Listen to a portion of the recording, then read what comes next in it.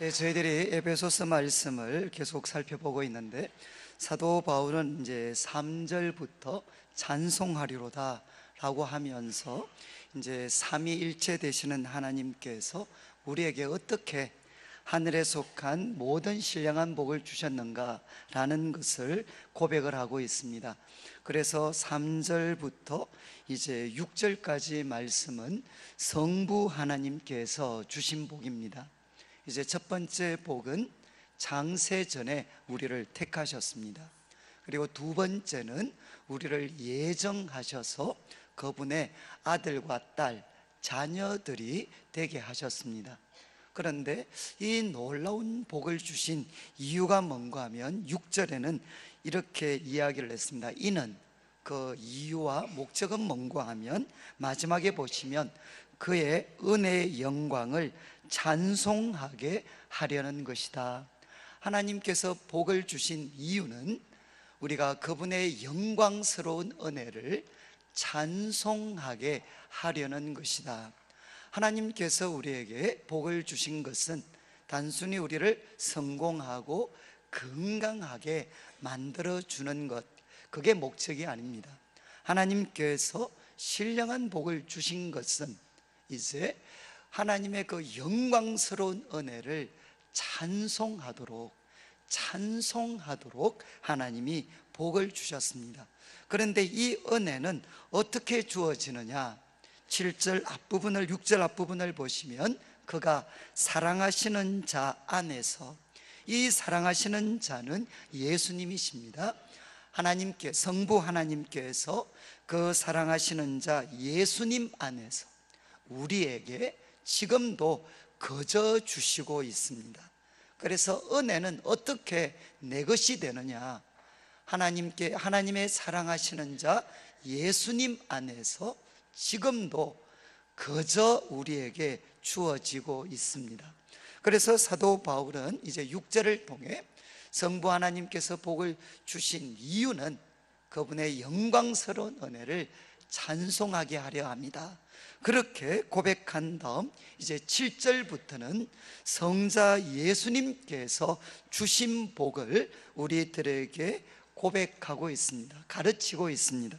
7절 말씀을 보면 성자 예수님이 주신 첫 번째 복이 나옵니다. 그건 뭔가 하면 우리 성도님들이 잘 아시는 것처럼 7절 마지막에 그의 피로 말미암아 속량 곧 죄사함을 받았느니라. 다른 말로 하면 이제 예수님은 어떤 복을 주셨느냐? 그분의 피로 말미암아 속량 곧 죄사함을 우리에게 주셨습니다. 그런데 이 속량이라는 말은 참 어려운 말입니다. 그런데 이제 이 뜻은 뭔가 하면 값을 치르고 노예 상태에 있는 사람이 있는데 그 사람을 위해 값을 치르고 그 노예 상태에서 풀어주는 것, 이게 뭔가 하면 속량입니다. 속량. 이제 사도 바울은 하나님을 떠나 있는 우리들, 예수님을 떠나 있는 우리들은 다 누군가 하면 나중에 2장에서 설명합니다. 그들은 죄와 그리고 마귀의 노예다 라고 그는 가르치고 있습니다. 죄와 마귀의 노예인 우리들을 풀어주시기 위해서 예수님께서는 그의 피를 흘리셨습니다. 그의 생명을 대가로 지불하시고 우리를 죄와 그리고 마귀의 권세에서 풀어주셨습니다. 그래서 사도 바울은 우리에게 이야기합니다. 예수님께서는 그의 피로 말미암아 속량 곧 죄사함을 우리에게 주셨다, 이렇게 가르치고 있습니다. 그런데 이 속량, 죄사함이라는 말은 우리 성도님들이 너무나도 많이 들으셨습니다. 저도 교회를 태어날 때부터 다녔으니까 아마 가장 많이 들었던 표현 중에 하나가 속량, 예전엔 구속이라고 했죠. 속량 곧 죄사함. 예수님의 피로 말미암아 우리는 죄의 그 속량을 받았다, 죄사함을 받았다. 그런데 너무 많이 이야기하다 보니까 이 뜻이, 이 복이 얼마나 큰지를 우리가 이렇게 잊어버릴 때, 그리고 무감각해질 때가 참 많습니다. 제가 우리 성도님들에게 한 번씩 소개했던 것처럼 저는 이 예수님의 피로 우리가 속량을 받았다라는 게 얼마나 참 놀라운 복인가 하는 것을 깨달았던 적이 있습니다. 제가 이제 청년들 집회를 지금도 이렇게 많이 다니는 편인데, 청년들 집회를 나가면 한 번씩은 밤에 이제 청년들이 상담을 부탁할 때가 있습니다. 그러니까 이제 본교회 분들한테는 좀 말하기 힘든 그런 상담을 요청할 때가 있는데, 대부분은 이성교제와 관계된 것이 많습니다. 그런데 가끔 한 번씩은 이야기를 들어보면 야, 애들이 이런 어려움을 겪을 수도 있구나 하면서 제가 놀랄 때가 있습니다. 그 중에 이제 한 사람이, 제가 이제 서울에서 한번 청년들 집회를 인도하는데 한 형제가 정말 예배 시간에 집중을 안 하더라고요. 너무나도 저를 거슬리게 만들었습니다. 그런데 이제 다른 교회에 강사로 갔으니까 욕을 할 수도 없고, 그런데 이제 수련회 날 마지막이 됐는데 점심시간에 제가 좀 쉬려고 밖에 나갔는데, 그때 학생들은 강의를 들어야 되는 시간입니다. 근데 얘가 이제 땡땡이 치고 나왔다가 저를 만나게 됐어요.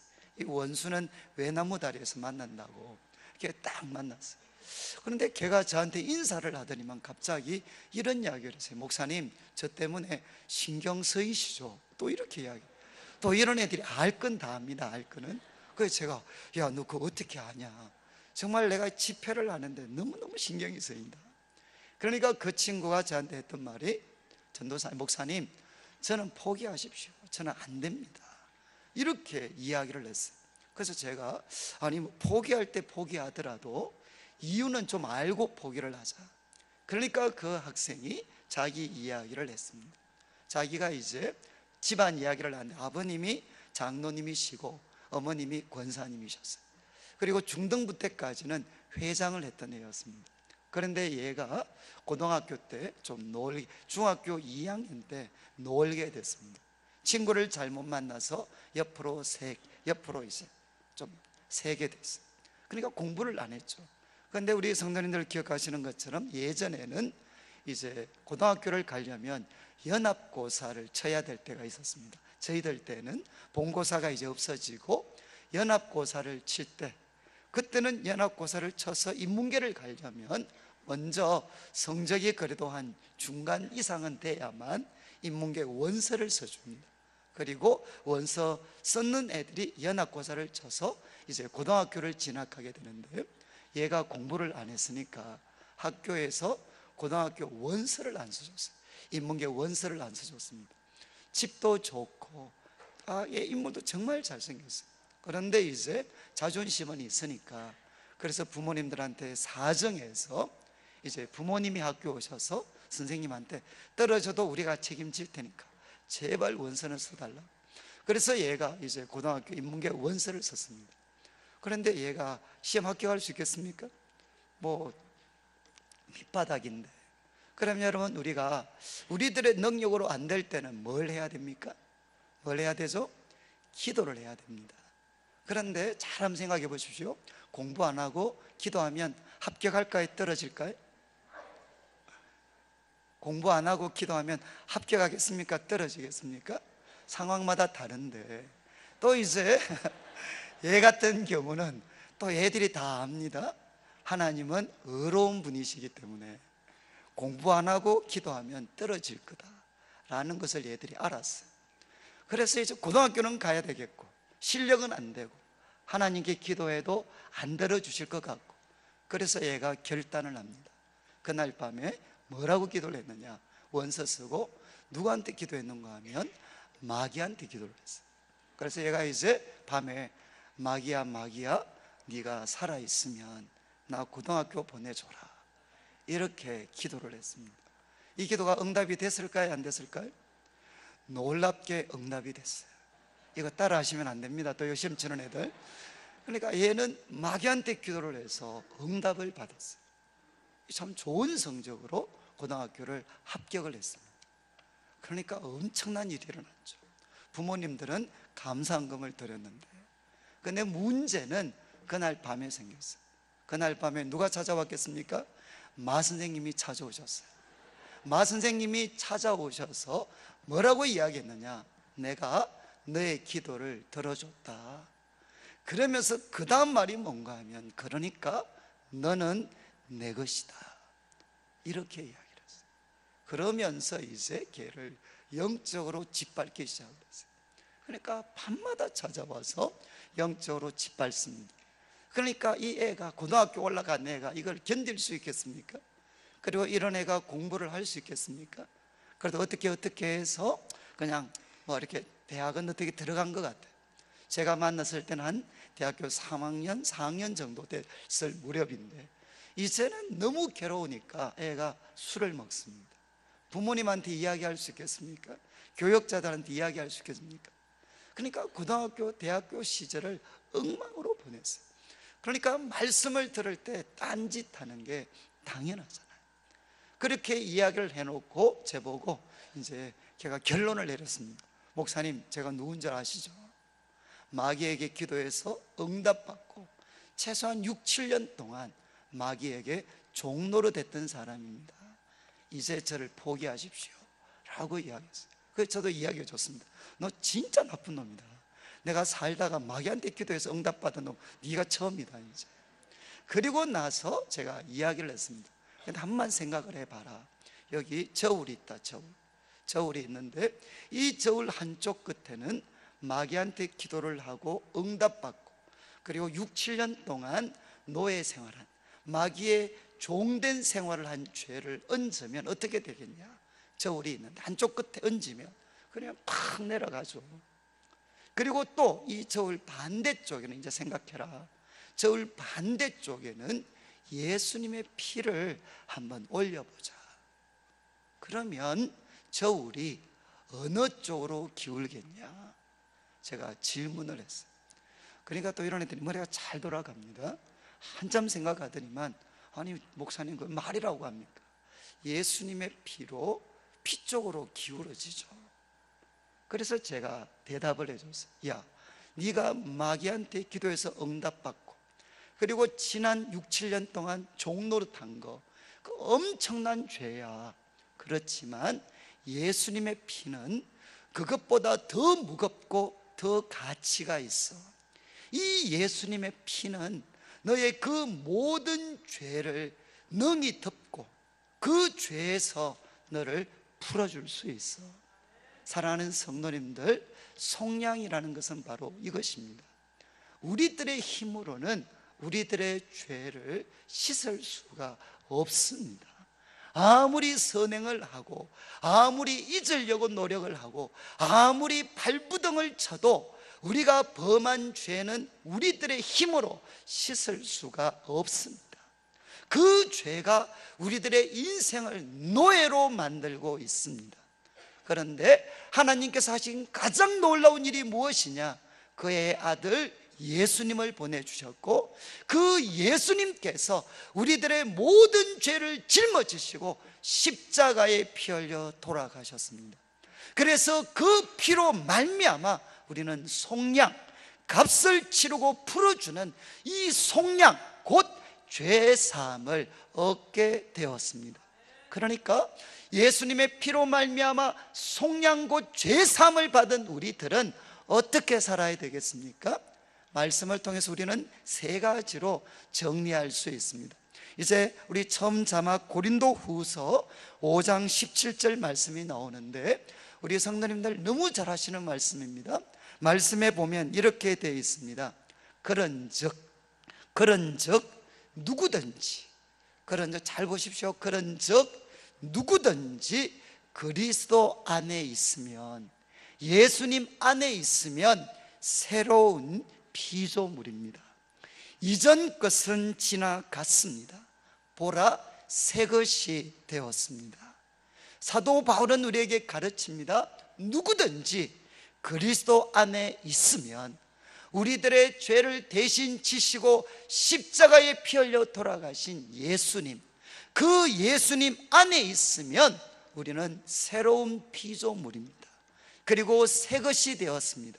이제 새 것이 되었기 때문에 우리에게 일어난 놀라운 사건은 무엇이냐? 이전 것은 지나갔습니다.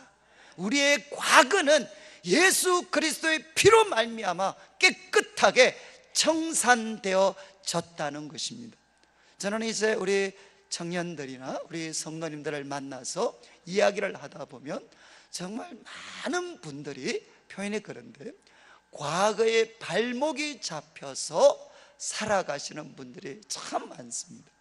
먼저 우리 한국 역사에 대한 이야기를 하면 우리 한국 역사가 이렇게 놀랍게 발전했지만 그럼에도 불구하고 많은 모순들이 있습니다. 문제점들이 있습니다.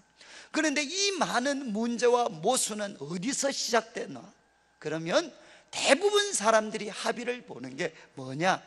과거 청산에 실패했기 때문입니다.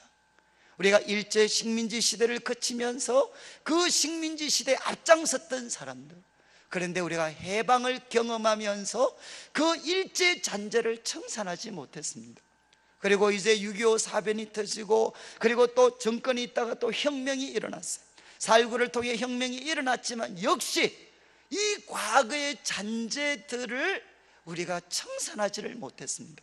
그래서 이미 고인이 되셨지만 노무현 같은 분들이 대통령이 되셨을 때 그분들이 가장 이야기를 했던 게 뭐냐?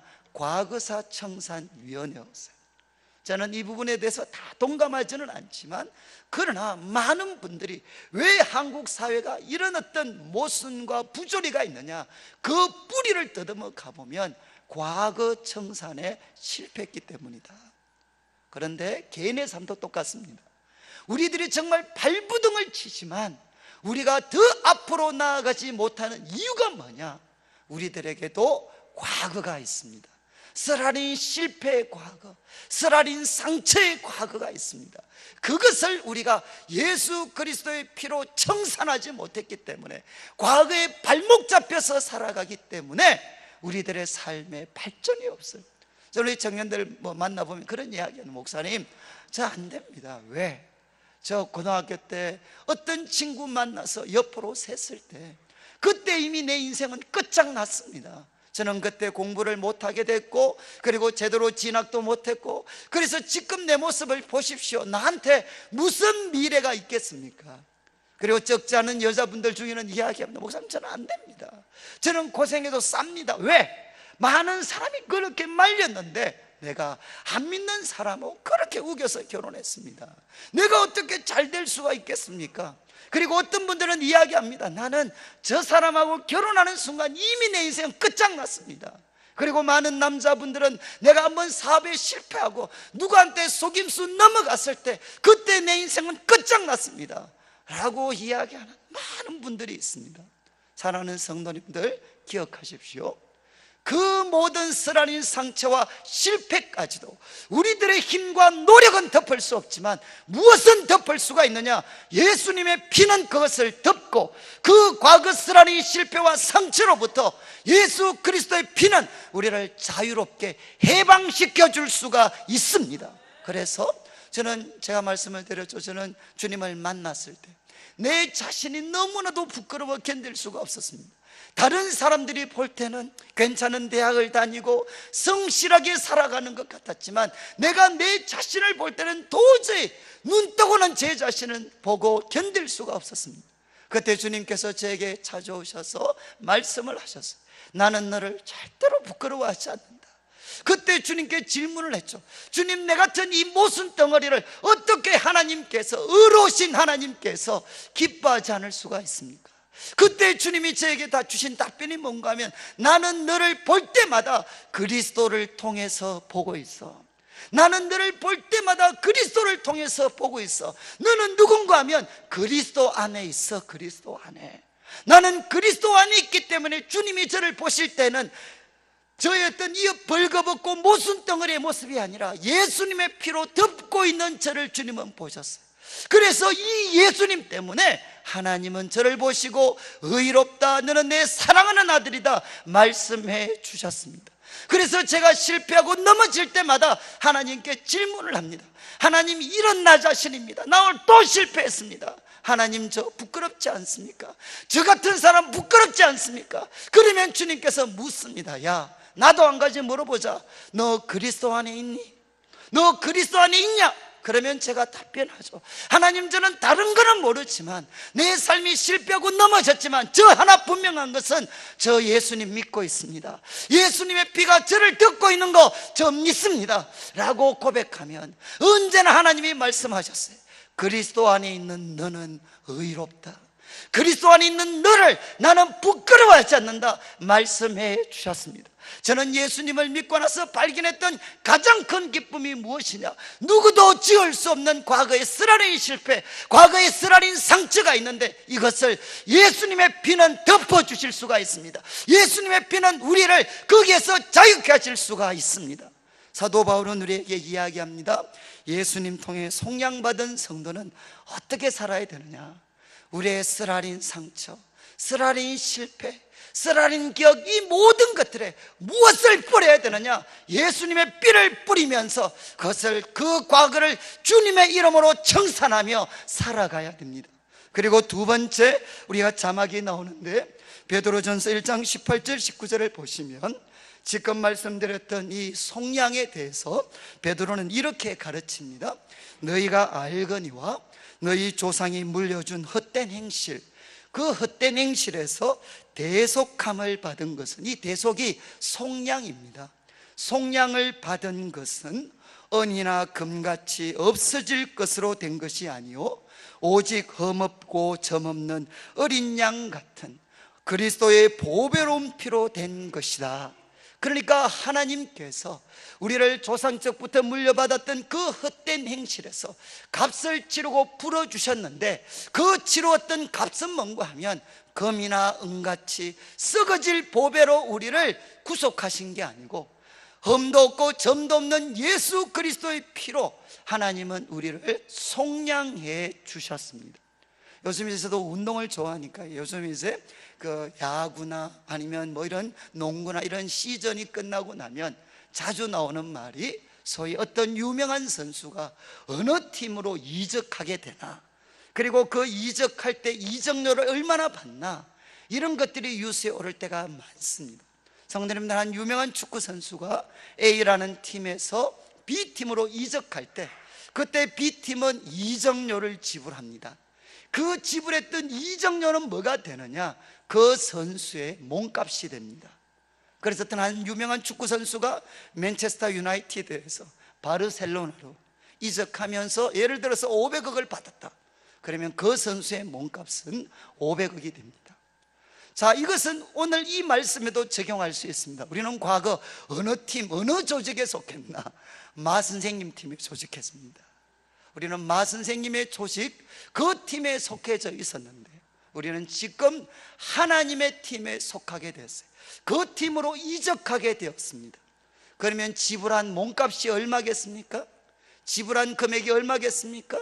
1억, 10억, 100억이 아니고 예수님이라는 그 생명, 그 생명을 대가로 지불하시고 그게 바로 우리들을 위한 이적료였어요. 이적료. 그래서 우리들의 몸값은 얼마냐? 과거 이런 표현들을 많이 썼잖아요. 우리들의 몸값은 얼마짜리냐? 바로 예수님짜리가 됩니다.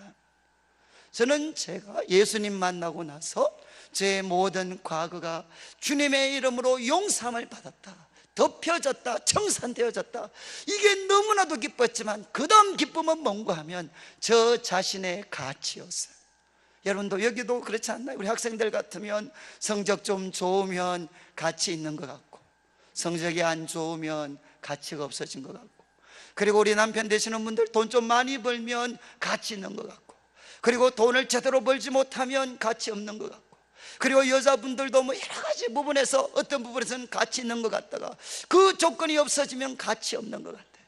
그래서 우리는 우리들 자신을 가치 있게 만들기 위해서 몸부림칩니다. 그 속에 두려움이 있습니다. 두려움.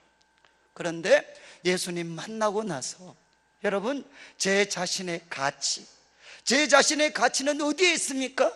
바로 저를 하나님의 사람으로 만드시기 위해서 하나님이 지불하신 이적료, 그 이적료가 얼마냐? 예수님이십니다. 그래서 그 예수님을 바라보게 되면 놀랍게도 저는 깨닫게 됩니다. 하나님이 나를 이렇게 귀하게 여기셨구나. 나는 이렇게 귀한 사람이구나. 제가 가끔 말씀드렸듯이 저한테 이제 저희는 사남매입니다. 사남매인데 제가 맞입니다. 맞이. 저만 좀 작고 제 동생들은 다 큽니다. 특별히 이제 제 동생, 밑에 있는 동생, 목사님 하는 그 동생인데 얘는 요즘은 좀 살이 좀 쪘지만 옛날에는 거의 킹카급이었어요. 그래서 제 동생을 봤던 우리 많은 청년들이 목사님 정말 희한합니다. 어떻게 같은 배 속에서 이렇게 넣을 수 있습니까? 이런 이야기를 자주 합니다. 다 동생들은 뭐 키도 크고 매물도 좋아요. 그럼 제가 이야기합니다. 야, 우성 열성 비율이 어떻게 되냐? 3대 1이다. 내가 우리 집안의 모든 열성을 내가 다 짊어졌다. 제가 그렇게 가끔 설명을 합니다. 근데 제가 이제 제 남동생이 키도 크고 인물도 좋고, 그러니까 2살 차이니까 정말 매일 싸웠습니다. 매일 싸웠어요. 그런데 동생이 2학년 겨울쯤에 수련회 가서 얘가 얼떨결에 은혜를 받았어요. 은혜를 받았는데 그 은혜를 너무 세게 받아가지고 그 다음부터 애가 새 사람이 됐습니다. 그러니까 저는 예수님 믿으면 사람이 달라진다는 것을 제일 먼저 본 게 제 동생이었어요. 그래서 제 동생이 은혜 받고 나서부터는 싸움이 안 돼. 제가 한 방 딱 집어그면 애가 빠박 이렇게 붙어야 되는데 제가 한 방 집어그면 동생이 이야기합니다. 형님 왜 그러십니까? 이 한마디를 하고 나면 더 이상 싸움이 진행이 안 돼. 저는 제가 우리 집사람한테도 옛날엔 그런 이야기 했어요. 당신이 아무리 잘한다 그래도 내 동생이 나한테 한 거에 비하면 아무것도 아니다. 제가 그렇게 과거에 표현할 정도로 제 동생이 저한테 잘했습니다. 그래서 제가 이해가 안 되잖아요. 매일 싸우던 놈이 어떻게 이런 성인 군자가 됐나. 그래서 제가 대학을 같이 대학 다니면서 동생한테 한번 물어봤습니다. 야, 도대체 너 그때 무슨 일이 생겼냐? 은혜 받고 뭘 깨달아가지고 애가 그래 이상해졌냐? 그때 동생이 이야기했습니다. 형, 내가 그때 예수님 만났는데 딱 한 가지 깨달았다는 거예요. 그게 뭔가 하면 내가 너무 귀한 사람이라는 거예요. 예수님 만나고 나니까 역설적으로 내가 얼마나 귀한 사람인지, 예수님이 자기 생명을 지불하시고 나를 사실 만큼 나는 너무너무 귀한 사람이다 라는 것을 자기가 알게 됐다는 거예요. 그래서 그때 동생이 참 이렇게 많이, 그때 저희 집이 어려웠기 때문에 사춘기 빗나갈 수 있는 조건이 정말 많았습니다. 그런데 그때마다 나는 귀한 사람이기 때문에 귀하게 내 자신을 지켜야 된다. 그래서 하나님 앞에 자기를 지키고, 그리고 내가 이렇게 한 번씩 지박더라도 하나님의 귀한 사람이 참아야 된다. 그래서 언제나 그렇게 대할 수 있었다는 거예요. 사랑하는 성도님들 마찬가지입니다. 우리가 예수님 만났을 때야 비로소 깨닫는 게 뭐냐? 내가 귀한 사람입니다. 여러분, 남편이 나를 보고 쓸모없는 여자라고 이야기합니다. 누가 맞습니까? 하나님은 나보고 귀하다, 예수님 짤이다 이야기하고, 멍청한 남편은 나보고 쓸모없다 이야기할 때 누구 이야기가 맞을까요? 누구 이야기가 맞습니까? 남편 이야기를 아멘으로 받아들여야 되겠습니까? 아니면 예수님 짤이다, 너 정말 귀한 자다, 이 예수님의 말씀을 들어야 되겠습니까? 반응을 안 하시네요. 우리 남자분들 만약에 직장 가셨어요. 그래서 사업이 잘 안 돼. 그래서 주위 사람들이 나보고 아무래도 너는 실패할 것 같다, 쓸모없는 것 같다 이야기할 때 그 이야기를 받아들여야 되겠습니까? 아니면 하나님께서 우리를 보고 예수님 짤이다, 너 정말 존귀한 자다, 너는 내 사랑하는 아들이다, 나는 너를 기뻐한다, 누구 음성을 받아들여야 되겠습니까? 말할 필요가 없습니다. 우리들의 삶의 많은 문제는 어디에서 비롯되느냐? 내 자신의 존귀함을 잃어버리게 되면 걷잡을 수 없는 수렁에 우리는 빠져들게 됩니다. 성도님들, 나 자신의 가치는 어디에 있느냐? 내가 가지고 있는 조건, 내가 가지고 있는 소유에 의해서 결정되는 거 아닙니다. 다른 사람들의 이야기에 의해서 결정되는 거 아닙니다. 내 자신의 존재의 가치는 어디서 발견되느냐? 예수님 안에서만 발견될 수가 있습니다. 사랑하는 성도님들, 우리는 예수님의 피로 속량함을 받았기 때문에 예수님 짤이라 불려질 수 있는 존귀한 사람들입니다. 그리고 세 번째, 사도 바울은 또 이렇게 가르칩니다. 고린도전서 6장 19절 20절 세 번째 자막이 나오는데, 바울은 이렇게 이야기를 합니다. 고린도전서 6장 19절 20절인데 제가 한번 읽도록 하겠습니다. 너희 몸은 너희가 하나님께로부터 받은 바 너희 가운데 계신 성령의 전인 줄을 알지 못하느냐. 너희 몸은 뭐라는 겁니까? 성령님의 집입니다. 성령님의 전입니다. 그러면서 하는 말씀이 너희는 너희 자신의 것이 아니라 값으로 산 것이 되었으니 그런즉 너희 몸으로 하나님께 영광을 돌리라. 이건 줄쳐놓으셔야 돼요. 너희는 너희의 것이 아닙니다. 너희는 너희의 것이 아니라 값으로 산 것이 되었습니다. 무슨 값? 예수 그리스도의 피라는 값으로 우리는 산 것이 되었습니다. 그래서 여러분, 우리가 마귀와 죄의 노예에서 풀려나는 게 목적이 아니죠. 값을 치르고 풀려나서 이제 우리는 하나님의 자녀, 하나님의 종이 되었습니다. 그러니까 우리는 어떻게 살아야 되느냐? 그런즉 너희 몸으로 하나님께 영광을 돌리라. 몸으로 하나님께 영광을 돌리라는 것은 몸으로 하는 모든 행동입니다. 몸으로 하는 모든 행동을 통해 새로운 주인, 새로운 왕이신 하나님께 영광을 돌리라는 것입니다. 여러분, 저는 이제 우리가 그리스도인이 된다는 것, 그리스도인은 예수님을 내 삶의 구세주와 주인으로 모실 때 그 사람은 그리스도인이 됩니다. 그런데 그리스도인이 되는 게 얼마나 엄숙한가 하면, 예를 들면 빌 브라이트 같은 분은 고인이 되셨지만 내가 예수님을 내 삶의 구세주와 주인으로 모시는 것을 뭐라고 표현했느냐? 영적 혁명, 그리고 영적 쿠데타라고 그는 표현을 했습니다. 혁명과 쿠데타는 뭐죠? 머리가 바뀌는 것입니다. 왕이 바뀌는 것입니다. 과거에 우리들의 삶의 왕은 누구였느냐? 나 자신이었어요. 그렇지만 실제적으로 내 삶의 왕은 누구였느냐? 죄와 마귀가 나를 유혹해서 내 삶의 왕으로 존재하고 있었습니다. 그런데 내가 그리스도인이 된다는 것은 무엇입니까? 바로 이 왕이 바뀌는 것입니다. 주인이 바뀌는 것입니다. 이제 내 삶의 왕과 주인은 누구시냐? 바로 예수 그리스도십니다. 그래서 예수님을 믿는다는 것은 무엇이냐? 내 삶 속에 영적인 혁명, 영적 쿠데타가 일어났다는 겁니다. 그 후로부터 예수님을 내 삶의 구주로서 왕으로 모신 다음에 우리는 어떻게 살아야 되느냐? 몸으로 하는 모든 행동을 통해 하나님을 기쁘시게 하고 하나님을 영화롭게 하셔야 돼요. 저는 우리 이제 교회 오시면 개발과정을 합니다. 그리고 개발과정 201반 교재가 이제 201반 교재가 있는데, 그 교재는 원래 시중에 나와 있는 성경 공부 교재를 우리가 좀 편집해서 지금 쓰고 있습니다. 그런데 그 교재 원래 원본이 뭔가 하면 이것이 신자의 삶이다라는 IVP 성경 공부 교재가 있습니다. 그걸 편집해서 우리가 201로 쓰고 있는데, 이것이 신자의 삶이다라는 책을 쓰신 분이 누군가 하면 울산대 교수로 계시는 주상윤 교수십니다. 근데 제가 이제 우리 청년들 지도할 때 그분 간증을 들었어요. 근데 그분이 오셔서 간증을 이렇게 하시는데, 자기가 처음 예수님 믿었을 때 이야기를 하시더라고요. 자기는 원래 믿지 않는 집인데 예수님 믿게 됐습니다. 그런데 예수님 믿고 나서 이분이 수많은 청년들에게 복음을 전했고 그들을 헌신된 제자로 세우셨어요. 그런데 이분이 자기가 예수님을 자기 삶의 주인으로 모셨던 날, 주인으로 모시고 나서 자기에게 어떤 일이 일어났나? 자기가 일주일 동안 말을 못했다는 거예요. 그냥 벙어리가 됐다는 거예요.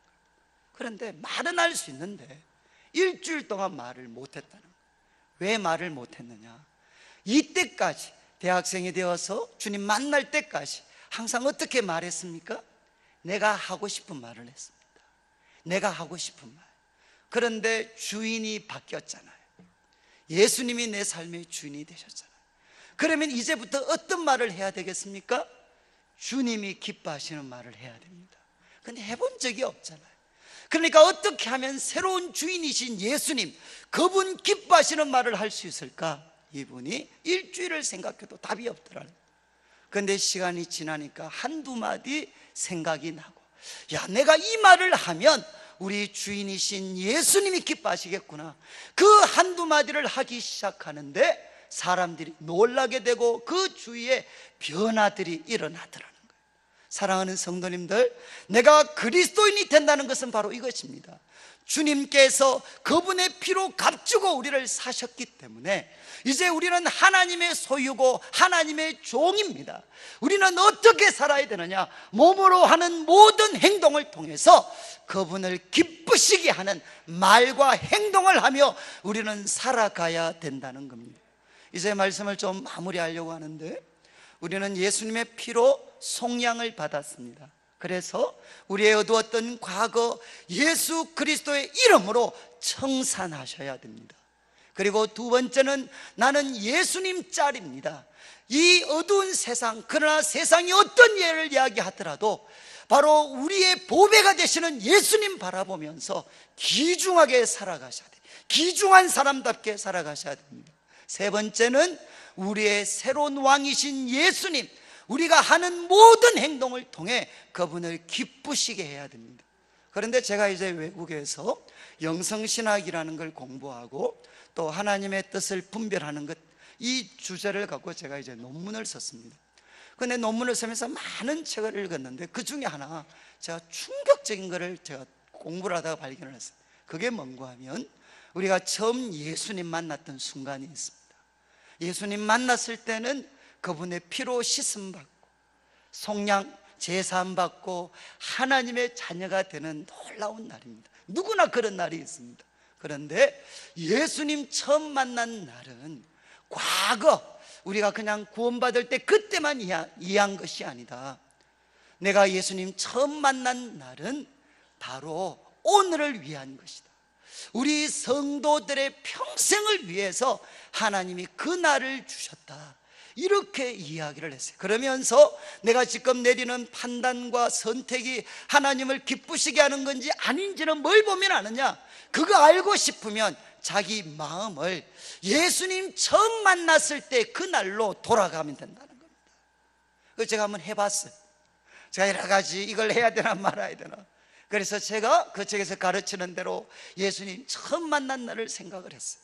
그 허름한 자취방, 그리고 쓰러져 있다가 제가 책을 받고 그 책을 통해 하나님이 말씀을 하셨습니다. 난 너 부끄러워하지 않아. 그때 제 모든 수치와 부끄러움이 씻어졌어요. 그리고 주님 앞에 질문했을 때 예수님 때문에 하나님이 저를 부끄러워하지 않는다는 놀라운 은혜를 제가 그때 누리게 됐어요. 이 날을 기억하다 보면 갑자기 깨닫게 됩니다. 하나님, 저는 원래 지금 목사고 남들은 저를 향해 그럴듯하게 이야기하지만 원래 나는 누구였느냐? 하나님으로부터 나는 내 자신이 너무 부끄러워 견딜 수 없는 사람이었는데 하나님이 예수님 통해 부끄럽지 않다 해 주셔서 내가 지금까지 살아왔습니다. 저 정말 부끄러운 사람이었고 모순 덩어리였습니다. 그런데 예수님의 피가 저를 살리셨습니다. 그 묵상하다 보면 어느새 내 입에서 고백이 나와요. 아버지, 나의 나된 것은 하나님의 은혜입니다. 그리고 남들이 뭔가 부추기는 것, 내가 뭔가 붙잡으려고 하는 것, 이게 얼마나 부질없는 것인가. 이것이 나의 나됨을 설명하는 게 아닙니다. 나의 나됨은 무엇이 설명하느냐? 하나님의 은혜가 설명하고 있어요. 그래서 하나님, 나의 나된 것 하나님의 은혜입니다. 저 정말 모순 덩어리였는데 주님께서 주님의 보혈로 저를 씻어주셨습니다. 그렇게 고백하다 보면 내가 가졌던 생각, 내가 하고 싶었던 것이 은혜를 통해 시작된 것인가, 허영에서 나온 것인가 하는 것을 구분할 수가 있더라. 사랑하는 성도님들, 이 한 주간 우리가 하나님의 뜻대로 살아가려면 오늘 이 예배 시간에 우리 성도님들, 내가 처음 주님을 만났을 때 그때를 기억해 보십시오. 그때 얼마나 우리가 벗은 몸이었는가, 얼마나 우리가 벌거벗은 존재였는가. 그러나 우리 주님께서 우리를 사랑하셔서 예수님의 피로 우리를 깨끗하게 씻어주시고 그리스도의 의의 옷을 입혀주시고, 나는 너를 부끄러워하지 않는다, 너는 내 사랑하는 아들이요 딸이다, 나는 너를 기뻐한다, 이 음성 들려주시고 주님의 성령이 우리들의 그 뒤틀려졌던 본성들 꺾으시면서 오늘 이 순간까지 살아오도록 누가 만들어주셨느냐? 성령님이 만들어주셨습니다. 우리가 이거 기억하고 아버지 맞습니다, 나의 나된 것 하나님의 은혜입니다라고 고백하면 지금 우리가 둘러싸여 있는 여건과 환경이 전혀 새로운 눈으로 바라볼 수가 있습니다. 저는 말씀 마치면서 우리는 누군가 예수님의 피로 속량고 제사함 받았습니다. 과거가 우리를 발목 잡을 때마다 예수님의 피를 뿌리십시오. 그리고 우리는 예수님 짤입니다. 귀중한 사람답게 귀중하게 당당하게 하루하루 살아가십시오. 그리고 우리는 누군가 예수님이 내 삶의 왕이십니다. 우리가 몸으로 하는 모든 행동 통해 그분을 기쁘시게 하십시오. 그리고 주님을 처음 만났던 그날이 매일 하루의 시작이 되게 하십시오.